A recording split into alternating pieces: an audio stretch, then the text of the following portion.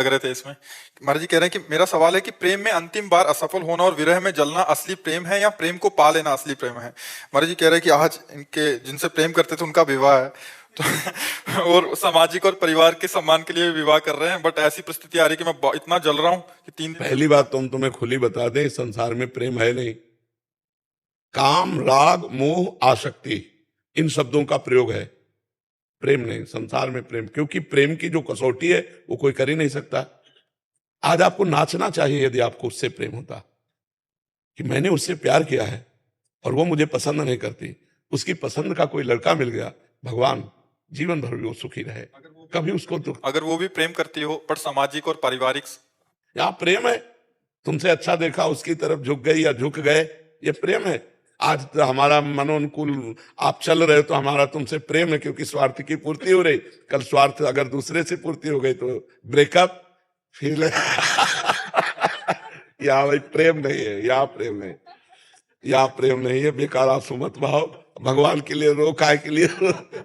यहाँ शुद्ध प्रीति नहीं, प्रीति तो भगवान से होती है। ये मनुष्यों से स्वार्थ होता है, राग होता है, काम संबंध होता है, आसक्ति होती है। प्रेम नहीं, प्रेम का शब्द कलंकित किया जाता है यहाँ। प्रेम नहीं, प्रेम विशुद्ध तो एक अलग चीज है। प्रेम तो मीरा जी ने किया, मेरे तो गिरधर गोपाल दूसरो न कोई, जहर पिलाया गया प्रभु के लिए हर कस। प्रेम तो प्रहलाद जी ने किया, प्रेम बड़े बड़े महाभागवतों ने किया। ये प्रेमी जन, ये प्रेम है। दोनों के अंदर दृष्टि पार्थिव है, इसलिए प्यार नहीं है, वो काम है, वो आसक्ति है, वो राग है। प्यार तो एक अलग चीज। प्यार तुम जैसे तुमसे प्यार करते हैं, तुम किसी और से प्यार करते हो, तुम्हारे हृदय से आशीर्वाद निकलेगा कि भगवान तुम्हें दोनों को सुखी रखें, और जब मैं कभी देखूं तो तुम सुखी दिखाई दो, बस यही मेरे लिए है। ऐसा प्यार कोई करेगा? अगर हमको तुम प्यार नहीं करे तो फिर वो प्यार नहीं, वो ठीक है। रो मत बच्चा, अगर मनोनुकूल उसके हम ना हो, उसका मन उधर जा रहा हो तो जाने देना चाहिए, नहीं 4 दिन बाद फिर तुम्हें परेशानी आ जाएगी। जबरदस्ती शादी कर रही महाराज, केवल घर की। बच्चा जबरदस्ती कहीं नहीं हो सकता। हम 13 वर्ष के थे, हमें जबरदस्ती हमारे परिवार के रोक के दिखा देते।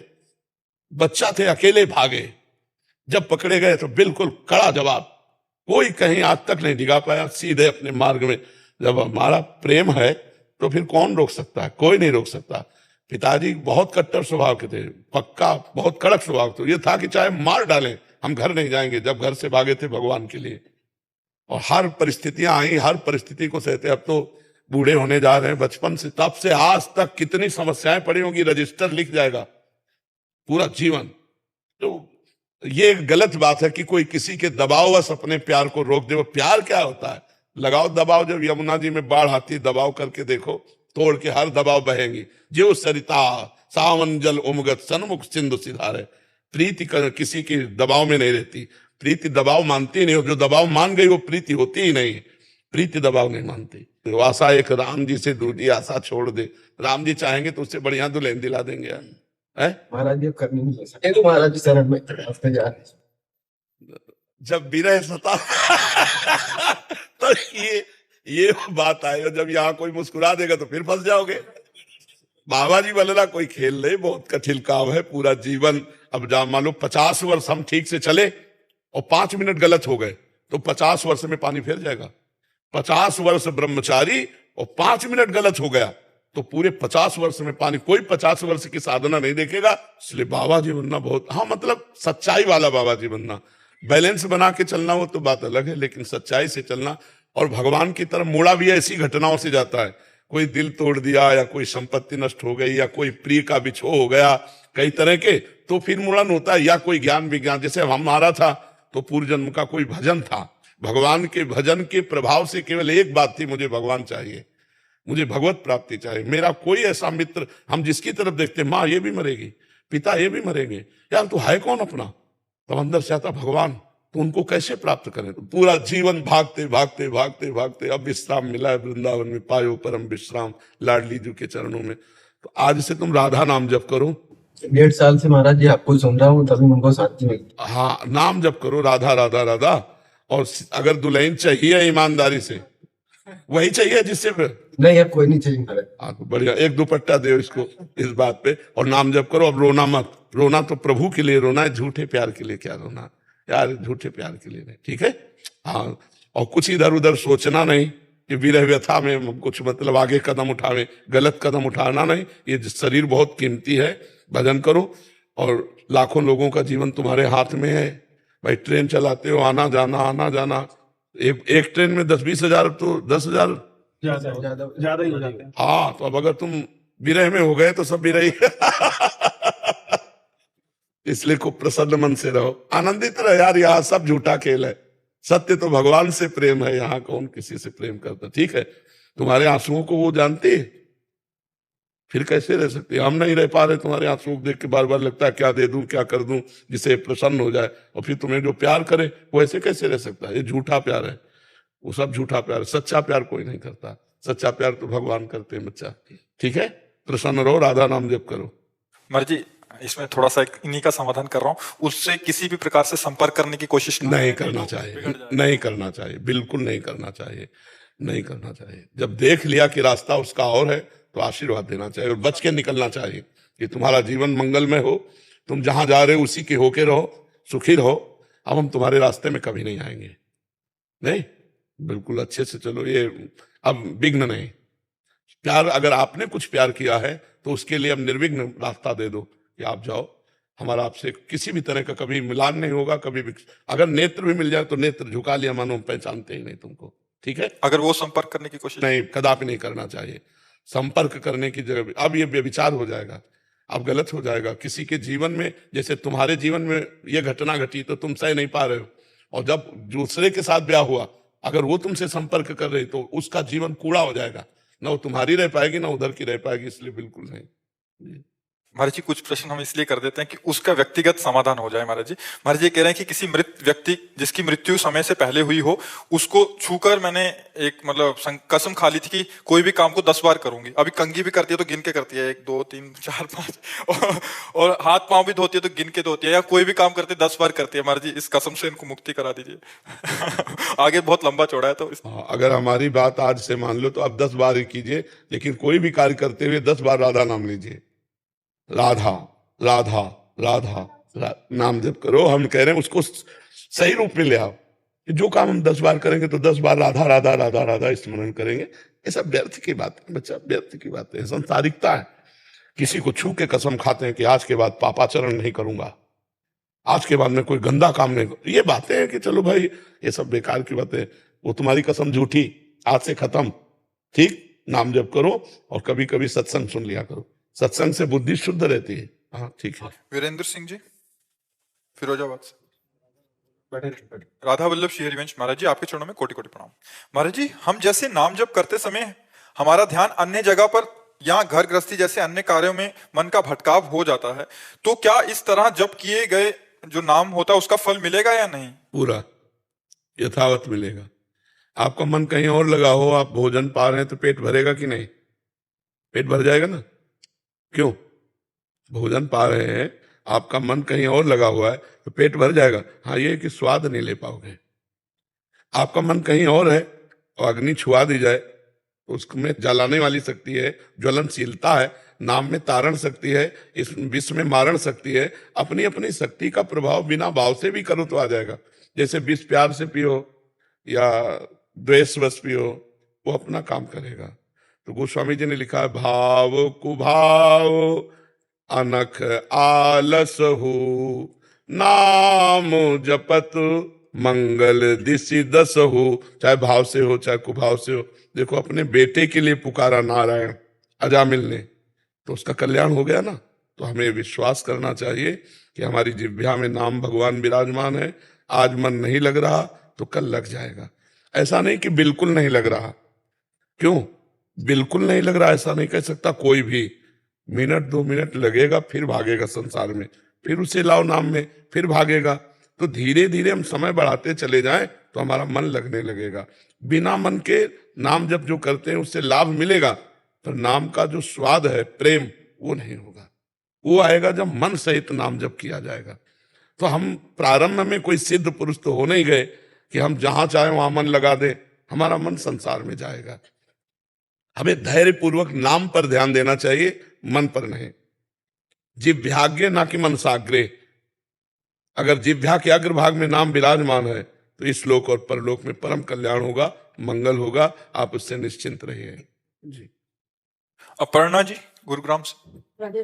राधे राधे गुरु जी हम आपके प्रवचन में कई बार सुनते हैं कि जीवन की जो भी परिस्थितियां हों, कोई कुछ भी बोले व करे, आप मौन रहो, मन को शांत रखो, कोई प्रतिक्रिया नहीं व्यक्त करो। आपकी ओर से प्रभु स्वयं आपकी व्याधियों का निवारण करेंगे। मगर प्रभु जी, जिनसे दुख की स्थिति बनती है वो स्वयं हृदय के बहुत समीप होते हैं। वो हम नहीं चाहते कि प्रियजनों को उनको किसी भी प्रकार का दंड मिले, पर दुखी उनसे पीड़ा होती है, परंतु कुछ समय बाद पीड़ा भूल मन पुनः प्रियजनों के प्रति करुणा में दृष्टि हो जाती है। मगर इस बात का डर लगा रहता है कहीं पहुंचाए गए दुख का निवारण के लिए प्रभु द्वारा कोई दंड विधान ना हो जाए।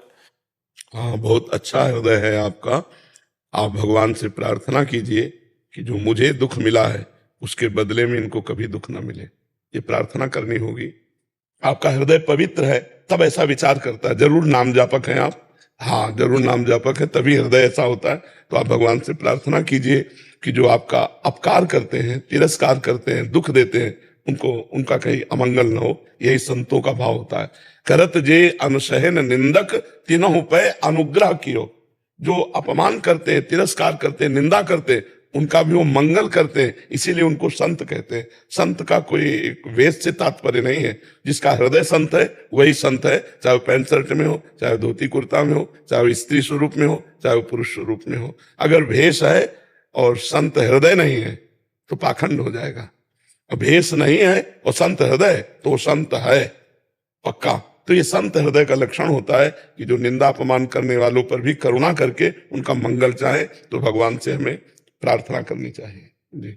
निधि गौड़ जी जयपुर से। राधा वल्लभ श्री हरिवंश महाराज जी, आपके चरणों में प्रणाम। गुरुदेव, आप इतना देर से क्यों मिले? मैंने इतने पाप कर दिए। आप पहले अपनी दृष्टि बनाए होते तो इतने पाप नहीं होते, ना ही शादी होती, ना ही बच्चे। अब गृहस्थी में रहकर भी आपकी वाणी इसका है। हाँ, गृहस्थ में रहना कोई पाप थोड़ी है। हम धर्म से चलें। देखो, जब तक ब्याह ना हो तब तक ब्रह्मचर्य से रहना चाहिए। जिस पुरुष से ब्याह हो उसे साक्षात भगवान का स्वरूप मानकर अपने भावना उसके अनुकूल कर देनी चाहिए। जो संतान हो वो हमारी गृहस्थी के यज्ञ रूपी पूजा है। उस यज्ञ का एक फल है। उनको पढ़ाए लिखाए, उनको उन्नतिशील बनाए और भगवान का भजन करे, इसी से भगवान की प्राप्ति हो जाएगी। पाप कर्म उसे कहते हैं जो धर्म के प्रतिकूल होता है, जो मना किया जाता है कि ना। अब जैसे जिसका किसी पुरुष से ब्याह हो गया और वो दूसरे पुरुष से संपर्क रखती है, व्यभिचार करती है, वो पापी नहीं है। या जो पुरुष अपनी पत्नी से छुपाव करके दूसरी स्त्रियों से, वो पापी पुरुष है, क्योंकि वो पापाचरण है। लेकिन अपने पति या अपनी पत्नी से वो धर्म है। भगवान ने कहा है धर्मयुक्त काम मैं हूं। अपनी विभूतियों में भगवान ने वर्णन किया है। तो अगर अपने से कोई गलती हो गई है तो अभी चांस है, हम भगवान की आश्रय वृत्ति लेकर नाम जप करें, उन पापों को नष्ट कर दें और आगे से सावधान रहे कि जो पाप कर्म है वो हम ना करें। तो गृहस्थी और विरक्ति में कोई अंतर नहीं। क्या हम अपने धर्मानुसार भजन करें, आप अपने धर्मानुसार भजन को, दोनों को भगवत प्राप्ति होगी। जो गृहस्थी अपने परिवार को भगवान की दी हुई, भगवान ने तो दिया है, नाथ सकल संपदा तुम्हारी, मैं सेवक समेत सुत नारी, और खूब भजन करे भगवान को प्राप्त हो जाएगा। विरक्त सारे संसार को अपना परिवार समझे, सारे संसार को। उदार चरितानाम वसुधैव कुटुंबकम, और अपना भजन सारे संसार को दे दे और भगवान के आश्रित हो जाए तो भगवान को प्राप्त हो जाएगा। ये विरक्तों को करना पड़ेगा, क्योंकि रोटी खाई है, कपड़ा पहने, संसार का सुख लिया है, तो आपका भजन संसार को जाना चाहिए। और गृहस्थ को मेहनत करके विरक्तों की सेवा, परिवार की सेवा, नाम जप, भगवत प्राप्ति। पापाचरण न करें, पापाचरण से फिर दुख मिलेगा, अशांति होगी, चित्त विक्षेप को प्राप्त होता रहेगा। जब बच्चों में राधा रानी का भाव करते हैं पर अनुशासन के लिए कभी डांट देते हैं तो बहुत दुख होता है। जरूर डांटना चाहिए, नहीं दुख नहीं होना चाहिए। सेवा दी है, हमारे पुत्र रूप में आप आए हो, हमें सेवा दी। तो अब जैसे हम बाबा जी हैं, तुम तो गृहस्थ हो, अब हमें सेवा दी। हमारे जवान सब विरक्त संत हैं, हम कोई अज्ञानी थोड़ी है। हम जान रहे हैं मेरे प्रभु शिष्य रूप में आए हो। जब गुरु का अधिकार दिया है तो उसी अधिकार से आप प्रशासन कर रहे हैं। आप जो स्वांग कर रहे हो तो उसी स्वांग की पूर्ति कर रहे हैं। आप शिष्य का स्वांग कर रहे हो, हमने गुरु का स्वांग दिया है, तो हम अपने स्वांग में वैसे ही रहेंगे जितना अधिकार आपने दिया है। तो वो पुत्र या पुत्री के रूप में प्रभु पधारे, तो आपको माँ या पिता का अधिकार दिया, तो वैसे ही प्यार करो। भाव रहे भगवत भाव, लेकिन शासन पुत्र और पुत्री के रूप में रहे, तभी तो अच्छे बच्चे बन पाएंगे। और वैवाहिक जीवन में जो कार्य करते हैं उसमें अभी चित में से महाराज जी आपका नाम रहता है, फिर बहुत बुरा लगता है जो भी वैवाहिक जीवन के कार्य होते हैं। गृहस्थ में जैसे बच्चों का या पति तो मतलब पूरे ऐसे उसमें पूरा चित्त में आपका ध्यान रहता है, उनमें कार्यों में रुचि नहीं है। पर रुचि ना होना अच्छी बात है, पर उनको रुचि पूर्वक करना इसे कर्तव्य कहते हैं। जैसे अर्जुन जी ने कहा कि मेरी रुचि नहीं है युद्ध करने में, मैं संन्यास लेकर भिक्षा मांग करके जीऊंगा, तो भगवान ने कहा गलत, तुम क्षत्रिय हो, तुम्हारा धर्म युद्ध का अवसर आया है, तो संन्यास लेना धर्म नहीं है, इस समय युद्ध करना धर्म है। तो आप एक गृहस्थ हो, रुचि हो या ना हो, बड़ी रुचि दिखाते हुए आपको अपने गृहस्थ धर्म का पालन करना चाहिए। अंदर नाम जप करो, बाहर से एक संसारिक स्त्री जैसा व्यवहार करो। अपने पति से पति जैसा प्रेम, पुत्रों से माँ जैसा प्रेम, परिवार से परिवार जैसा प्रेम। नाटक ही तो करना है ना, और अंदर से प्रेम करो भगवान से, यही तो भक्ति का स्वरूप है। ऋषभ गुप्ता जी। महाराज जी आपके चरणों में कोटि कोटि प्रणाम। महाराज जी मेरी ये इच्छा है कि मैं ज्यादा से ज्यादा नाम जप करूं, अपने आचरण पवित्र रखूं, धर्म पूर्वक ज्यादा से ज्यादा धन कमाऊं, अपने परिवार को अच्छे से पालन करूं, पोषण करूं, मैं समाज के लिए कुछ करूं। मुझे पूरा विश्वास है कि वो मेरी इच्छा को पूरा करेंगे, पर मुझे डर है कि धन आने के बाद मेरे भजन कम तो नहीं होगा, मेरा स्वभाव उनके प्रति विनम्र नहीं, और बढ़ सकता है, और भजन बढ़ सकता है। डर लगता है चीजें कहीं भी नहीं, और भजन बढ़ सकता है। जो अभी टेंशन है, टेंशन मुक्त होकर और भजन हो सकता है। जो भगवान की शरण में नहीं होते, केवल कामनावश थोड़ा भजन करते हो, कामना पूर्ति हुई तो भगवान से हट जाते हैं, अनुकूलता जब मिलती है तो और भजन बढ़ता है। यार भगवान हमें कितना प्यार कर रहे हैं, कितना दुलार कर, तो और भगवान के प्रति आत्मसमर्पण होता है। जी महाराज जी, जीवन भर क्या करना है, पहले श्री जी बाद में धन। धन की भी इच्छा है लेकिन पहले श्री हाँ, जी, बिल्कुल। ये भाव बना रहे। अगर जीवन भरे बना रहा तो बहादुर हो। और आपके आशीर्वाद से नाम जप अगर करते रहोगे बच्चा, तो सब ठीक हो जाएगा। नाम जप में बहुत बड़ी सामर्थ्य है। महाराज जी नाम जब करते लेकिन भाव नहीं आ रहा है अंदर से। वो सब आ जाएगा। पहले नाम क्या करता है, हमारे मन में सैकड़ों करोड़ों जन्मों के सब संस्कार है। देखो जब नाम जब शुरू करोगे तो आप देखना वो शुरू हो जाएगा, वो डिलीट होना शुरू होता है। हाँ, वो डिलीट हो, क्योंकि जो जो नंबर डिलीट किया जाता है ना, सामने पहले आता है मोबाइल में। तो ऐसे मन को निर्मल जन मन सो मोहि पावा, मोहि कपट छल छिद्र न भावा। बहुत जन्मों के संस्कार मन में, तो जब भजन करते हैं तो पहले मन निर्मल होता है, उसके काम क्रोध आदि विकार नष्ट होते हैं, तब भाव आता है। भाव आ गया तो भगवान की प्राप्ति हो गई। भाववश्य भगवान भजी सदा राधा रवन, वो भाव के वशीभूत है। भाव आ गया तो सब बात बन गई ना। तो नाम जब करते रहो, सब आ जाएगा, क्रम से धीरे धीरे सब आ जाएगा। गौरव पांडे जी। राधा वल्लभ श्री हरिवंश महाराज। महाराज जी आपके चरणों में कोटि कोटि प्रणाम। महाराज जी भोलेनाथ जी की कृपा से 14 महीने पहले आपका सानिध्य प्राप्त हुआ, आपकी कृपा हुई और मेरे जीवन में बदलाव हुआ, शराब छूटी, दिनचर्या में सुधार हुआ।